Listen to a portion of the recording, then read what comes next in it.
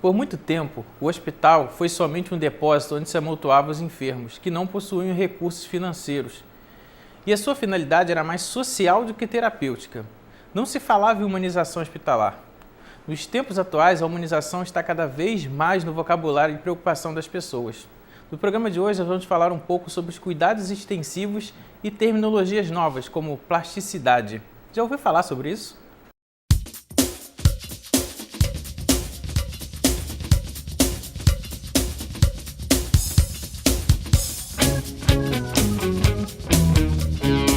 Alguns modelos surgem como alternativas nos cuidados paliativos e de uma forma geral para a pessoa humana, como por exemplo os cuidados extensivos e de segurança do paciente, que conta com uma equipe interdisciplinar e especializada.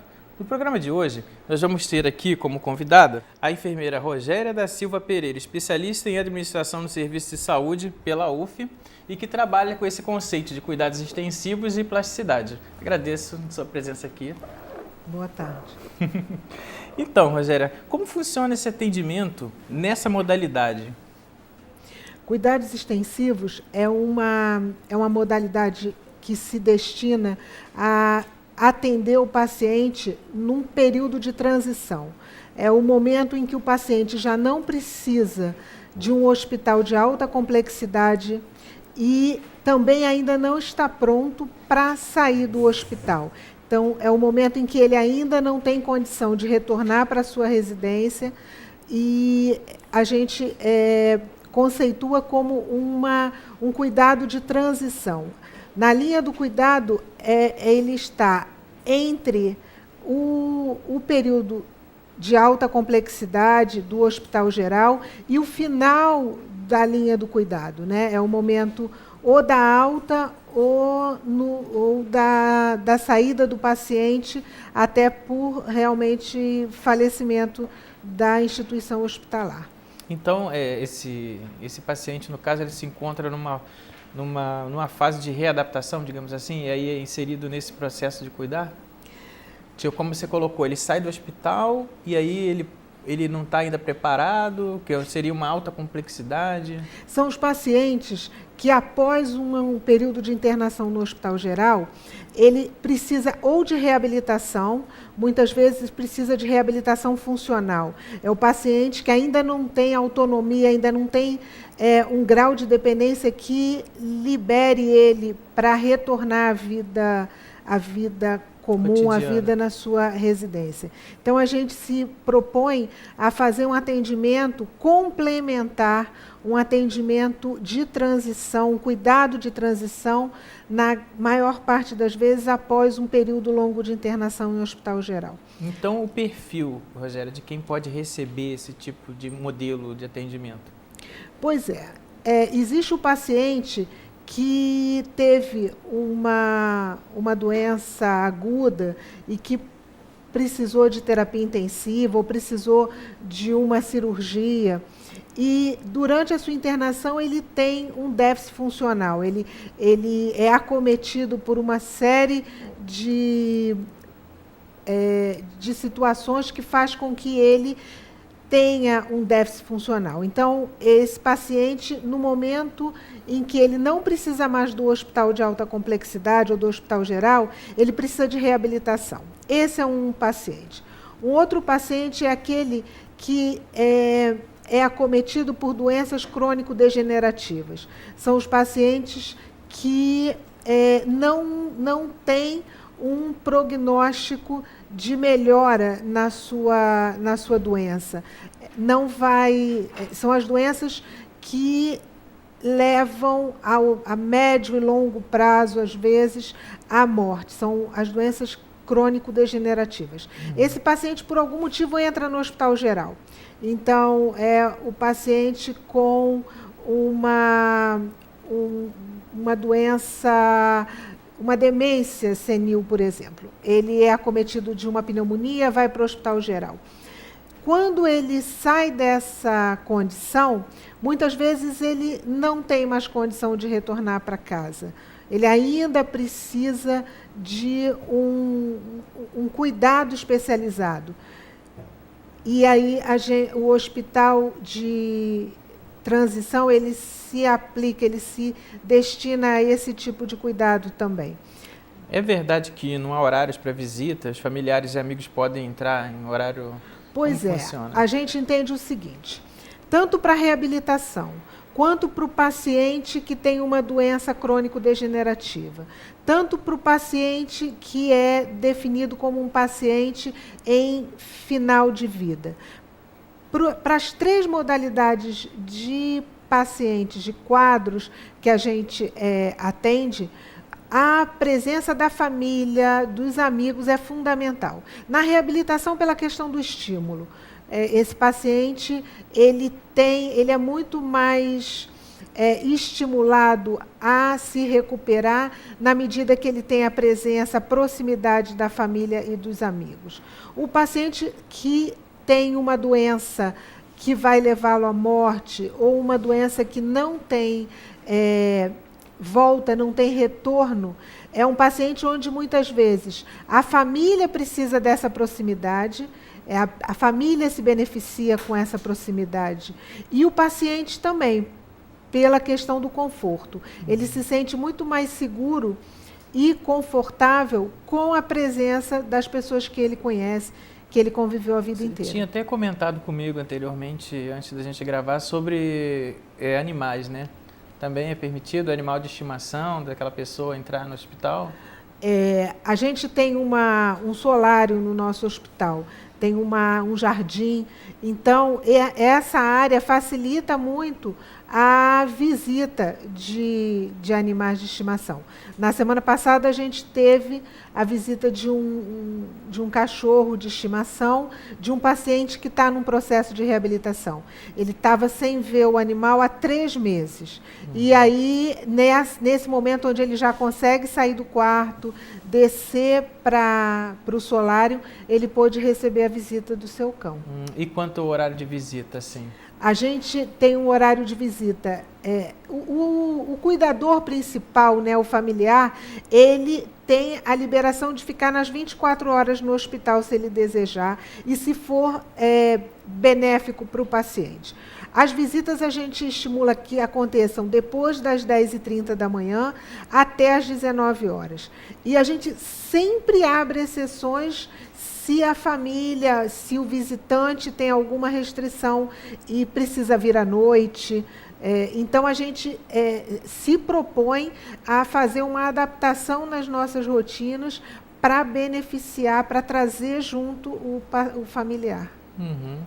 Por que foi escolhido Niterói para a abertura desse modelo de atendimento hospitalar? Niterói foi escolhido por uma oportunidade de mercado. Nós estamos instalados hoje numa unidade que era um hospital anteriormente e que ia fechar. Então, ele foi adquirido por um grupo de empresários da área de saúde, foi completamente reformado. Então, quem visitou o hospital anterior e visita agora não reconhece mais a unidade anterior, com o objetivo dele ficar seguro e adaptado para as necessidades dos pacientes crônicos. Então, a gente tem um hospital com corredor largo, com as portas onde as cadeiras de rodas circulam tranquilamente, os banheiros são todos adaptados com barra de segurança. A gente estimula que o paciente saia do leito, que ele vá até o chuveiro tomar banho. Então, o hospital foi todo montado para que isso possa acontecer realmente. É interessante porque, assim, para quem está assistindo a gente, é difícil difícil de entender, que é muita terminologia, mas a Rogéria, ela é coordenadora administrativa de um hospital, né, coordenadora de enfermagem, não é isso?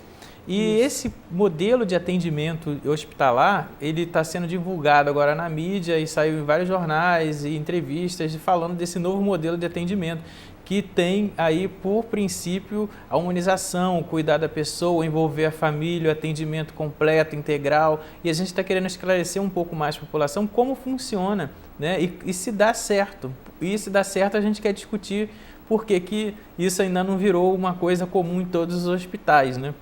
Então, Rogéria, comente um pouco para a gente sobre a composição da equipe de saúde que atua junto ao cliente lá. Como que é? A gente tem uma equipe composta por médicos, enfermeiros, fisioterapeuta, fonoaudióloga, assistente social, psicólogo, farmacêutico e nutricionista. Nossa. Então, é uma equipe bastante completa. A gente também tem o apoio de uma equipe de prevenção e controle de infecção. Então, a gente tem reuniões semanais onde discutimos todos os pacientes e as decisões são tomadas em conjunto. Então, isso faz com que realmente a comunicação e as decisões aconteçam da melhor forma e com a participação de todos. A gente percebe o ganho que isso traz no tratamento do paciente. Essa discussão entre a equipe... Entre a equipe, né? Então, no caso, você pode dizer que esse atendimento interdisciplinar ele realmente acontece nesse hospital? Ele acontece. Que é uma discussão, né? E o investimento assim, do hospital nos profissionais, como você vê isso? Porque assim, eu estou perguntando isso, tem alunos meus que trabalham no hospital, ex-alunos, tanto da pós-graduação como da graduação, que eu não escuto reclamação assim, do hospital, só escuto que está todo mundo feliz trabalhando, que todo mundo está sempre estudando, que os pacientes se recuperam, que está todo mundo realizado e feliz. Então tem que ter algum segredo. Então como é que é essa educação assim, voltada para o profissional lá de saúde? É uma experiência nova no sentido de que a gente tem um ano funcionando, né? Então, essa participação da equipe, né, dos profissionais nas decisões, essa contribuição de cada um com o seu conhecimento, isso tem se mostrado muito positivo para os profissionais, para a participação desses profissionais. Isso traz uma satisfação muito grande quando o enfermeiro, quando o técnico de enfermagem percebe que a sua contribuição é valiosa para o desfecho daquele paciente. E quanto à organização administrativa, né? Você é especialista em administração, como que fica essa coisa? É como um hospital comum? Existe a direção médica, a direção de enfermagem, a direção... Como que é essa estrutura? Nós somos um hospital. A proposta é de realmente ser um modelo diferenciado no que diz respeito à clientela, né? Porque pega um período da doença, que é um período que o hospital de alta complexidade já não está muito voltado, né, para esse paciente.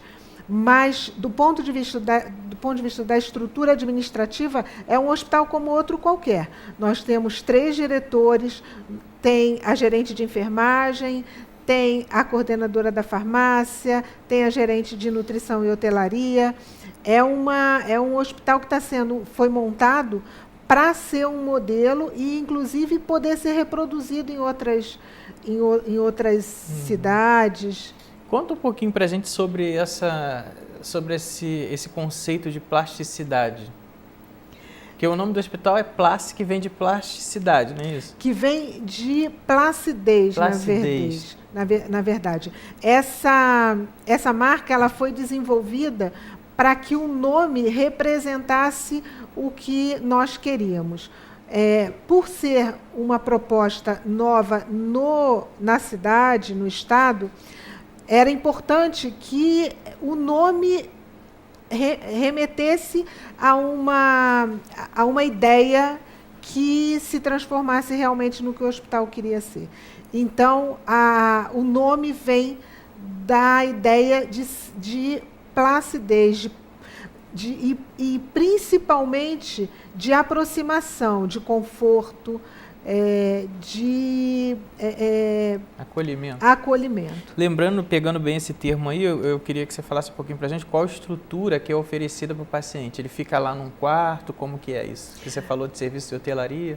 Pois é, a gente tem um hospital com 30 leitos, onde as acomodações para os acompanhantes foram bem pensadas. Os apartamentos têm TV, são apartamentos muito amplos, mas a gente tem uma questão muito, muito forte do ponto de vista técnico. Então, a gente tem pias em todos os apartamentos. valorizando a questão da higienização das mãos para a prevenção de infecção, né? A gente tem todo o equipamento para atender algum tipo de situação de emergência, de instabilidade clínica desse paciente. A gente tem suportes externos de serviços terceirizados de radiologia, de laboratório. A gente tem uma farmácia com a farmacêutica atuando também do ponto de vista clínico, fazendo revisão de prescrição. Temos uma sala no hospital, no andar térreo, que é uma sala para reabilitação, montada para os pacientes que podem sair do apartamento, fazer a sua reabilitação num ambiente favorável. Então, com rampa para ele se exercitar. Inclusive, essa sala é bem interessante porque tem uma parede de vidro que dá para o jardim. Então, também serve para estimular o paciente. Vamos agora, então, para nossas perguntas por e-mail. Se você tiver alguma pergunta, manda para a gente, espaçoabertosaude@gmail.com. Então, vamos lá. A gente tem uma pergunta aqui do Douglas, ele é da Ilha do Governador do Rio. Qual a principal dificuldade encontrada na reabilitação de pacientes com internação domiciliar? Eu gostaria de responder a pergunta ao inverso, né? Qual é o grande benefício da reabilitação ainda dentro do hospital? Ela acontece de forma mais precoce, o paciente está mais focado na sua reabilitação. Então, hoje nós temos um paciente que ficou internado 3 meses no CTI, tem uma doença pulmonar grave e ele está conosco para reabilitar. Então, todo o ambiente, todo o período é favorável para os exercícios, para a alimentação adequada, para que ele deixe de fumar. Então, é um ambiente que não facilita a lembrança do fumo. Então, é mais rápido e mais seguro do que num ambiente anterior de residência. A gente começou até falando, Rogéria, um pouco sobre cuidados paliativos, né? Então lá também faz esse tipo de cuidado, assim, para a pessoa que está fora de possibilidade de cura, igual você colocou no início do programa? Nós nos propomos também a esse tipo de atividade. É importante reforçar, assim, que cuidado paliativo ainda é um tabu e é encarado pela sociedade como um termo pejorativo, né? É como se o cuidado paliativo fosse alguma coisa de segunda linha, é um remendo, quando, na verdade, a proposta do cuidado paliativo é o inverso, é dar todo o conforto, todas as possibilidades de controle de sintomas, de alívio da dor, de apoio social e psicológico no final da vida. Então, a gente se propõe a fazer cuidado paliativo. A gente tem uma oportunidade dos familiares discutirem sobre as questões de fim de vida. A gente, com muito cuidado, em reuniões da equipe com as famílias, a gente apresenta, a gente esclarece o quadro dos pacientes, a gente tira dúvida, e as famílias começam a entender que o cuidado paliativo não é abandonar o paciente, mas ao contrário, é não fazer ele sofrer mais do que o necessário. Interessante. A gente tem aqui uma pergunta da Ana Cristina, fisioterapeuta de São Gonçalo. Existem outros locais que oferecem esse tipo de cuidado? Como nós nos propomos em relação a essa completitude de trabalhar a reabilitação para os pacientes elegíveis, com a equipe interdisciplinar completa, no estado do Rio de Janeiro, eu não tenho notícias. Em São Paulo, como você comentou, tem, né? Existe uma unidade em São Paulo, até um pouco parecida com a nossa, que se propõe a esse modelo. Aqui temos a questão da Cristiane Araújo Medina, acho que é mais um desabafo. Ela é do Rio, ela pergunta: por que demoraram tanto para entender as necessidades das pessoas?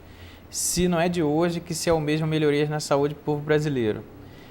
Aí, o que você pode falar sobre isso, a saia justa, né? Pois é, a saúde hoje trabalha com o conceito de ausência de doença, né? Então, toda a estrutura nos hospitais é montada para tratar a doença. Quando uma outra etapa da doença, ela não havia ainda sido pensada na nossa sociedade, eu estou me referindo ao estado do Rio de Janeiro. Uhum. Então, sempre foi dessa forma, né? As pessoas vão ao hospital para se tratarem e se curarem. E mudar qualquer coisa que está instalada E esse difícil. conceito, assim, já teve paciente que não queria sair de lá?